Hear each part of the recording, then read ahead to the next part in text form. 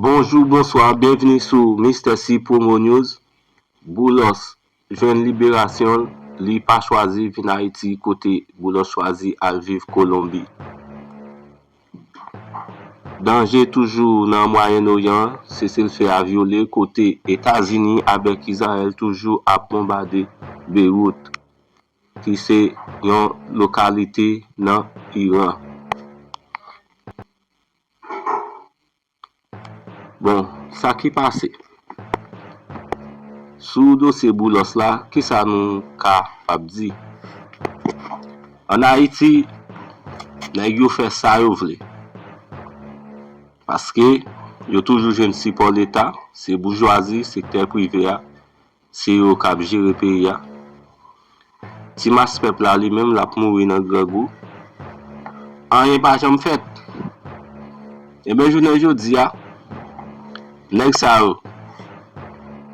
après problème yo te gen avec président Jovenel Moïse, nèg ça te choisi quitter pays aller États-Unis. N'a parlé de Dimitri Vob et Boulos. Et nèg ça a été un problème avec l'État américain. Kounya là, après résolution qui joigne que l'État américain choisi pour déporter Boulos, il pas choisi venir Haïti, il choisi aller pour vivre Colombie. Là n'a regardé gens de bagay ça qui ça nous remarqué. C'est que nèg yo sime KO dans pays et puis yo rend pays invivable. Konya là mais yo même y a marron yo pas prêt pour venir pour sentencer dans le pays d'Haïti parce que yo prend pays pour yo faire ça yo vle. Mais nèg ça a tellement jeune si pour l'État, c'était ti malheureux qui gagne un problème. Rapide vite ouais la police ouais toute gros force a venu, y a pas arrêté. On regarder gang armé là, y a marché tout les petits peuple là dans tous quatre coins. Pas jamais ka gen une solution. Yo changé directeur la police ou changé. Et puis l'on regarder pas jamais gen un résultat. Pour qui ça? C'est parce que la police a politisé. Nèg yo plus a bay grand nèg bourgeois en sécurité. Et même nèg grand nèg ça autour c'est eux tout qui toujours piéger la police avec l'État. Kounya là, nèg yo pas dou nan marron. Si Haïti c'est pour nèg yo aime pays donc yo supposé vinn dans pays puis yo ta vinn ran ça a fait. Si nous vraiment ta fait pays, nous te gen l'État qui te soucié de l'économie pays, de gestion du pays, de tout ça qu'a fait dans le pays. J'en ai nèg ça ta dû venir en Haïti pour yo juger et pour yo répondre question de la justice pour tout zak malhonnête nèg ça impliqué dans le pays d'Haïti. Comment te ka fait quoi?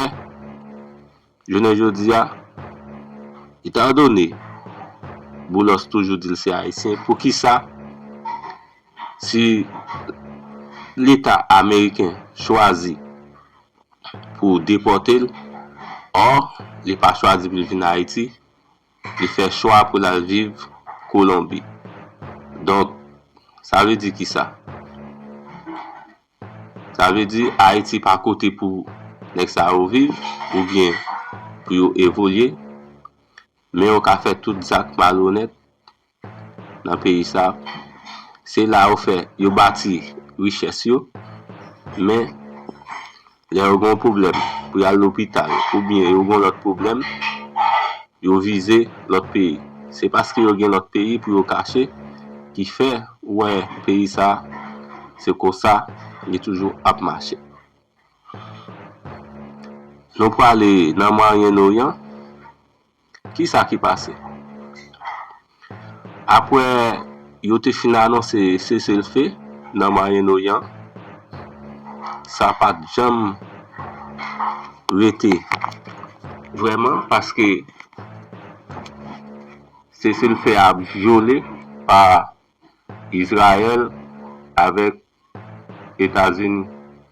Côté nèg yo continué à bombarder Iran, bombarder Liban, frappe dans la région Beyrouth, côté qui y a pile explosion dans la centrale électrique, dans un gazoduc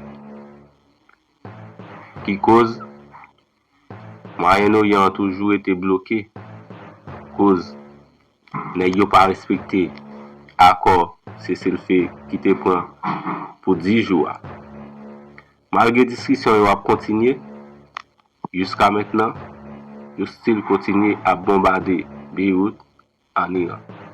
Donc, ça semble nous beaucoup prêts pour nous jeunes la paix dans le Moyen-Orient. À peine annoncé, déjà brisé. Et ce qui se déroule sous nos yeux pourrait marquer un tournant majeur. Quelques heures seulement après l'application d'un cessez-le-feu présenté comme historique, des explosions retentissent à Beyrouth. Des images circulent rapidement. Immeubles éventrés, sirènes, hôpitaux saturés. Selon certaines sources, plus d'une centaine de frappes auraient été menées en quelques minutes. Le contraste est brutal. D'un côté, un accord censé apaiser les tensions. De l'autre, une intensification immédiate des violences. Ce qui intrigue et inquiète, c'est la rapidité avec laquelle la situation semble avoir dégénéré. Certains analystes estiment que cela révèle une fragilité profonde dans les termes mêmes de l'accord.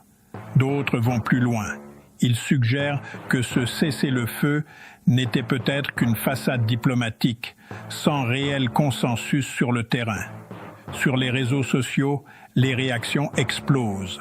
Comment peut-on parler de paix alors que les bombardements continuent, écrit un internaute. D'autres dénoncent une illusion de stabilité, affirmant que rien n'a réellement changé. Mais une partie du public reste plus prudente. On ne connaît pas tous les détails, attendons avant de juger. Dans plusieurs capitales, le ton est également mesuré. Officiellement, on appelle au calme. Officieusement, selon certaines sources diplomatiques, l'inquiétude grandit face à un possible effet domino. Mais ce n'est pas seulement la reprise des frappes qui pose problème. C'est la question centrale.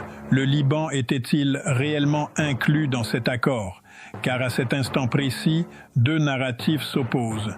D'un côté, certains responsables affirment que le cessez-le-feu devait couvrir toute la région, y compris le Liban. De l'autre, des déclarations contradictoires émergent, laissant entendre que certaines zones et certains acteurs auraient été exclus. Et c'est là que tout devient dangereux, parce que si les termes de l'accord ne sont pas clairs, alors chaque camp peut interpréter la paix à sa manière. Certains internautes parlent déjà d'un cessez-le-feu fantôme. D'autres évoquent une erreur stratégique majeure. Et une question commence à s'imposer partout. Était-ce vraiment un accord ou simplement une pause dans le chaos? Et si cet accord n'avait jamais vraiment existé, du moins pas comme on nous l'a présenté, derrière l'annonce spectaculaire du cessez-le-feu, un élément attire de plus en plus l'attention. Les fameuses conditions qui auraient servi de base à l'Alchetanksement. Selon certaines sources, il s'agirait d'un plan en plusieurs points proposé par l'Iran, un plan que certains analystes décrivent comme extrêmement exigeant.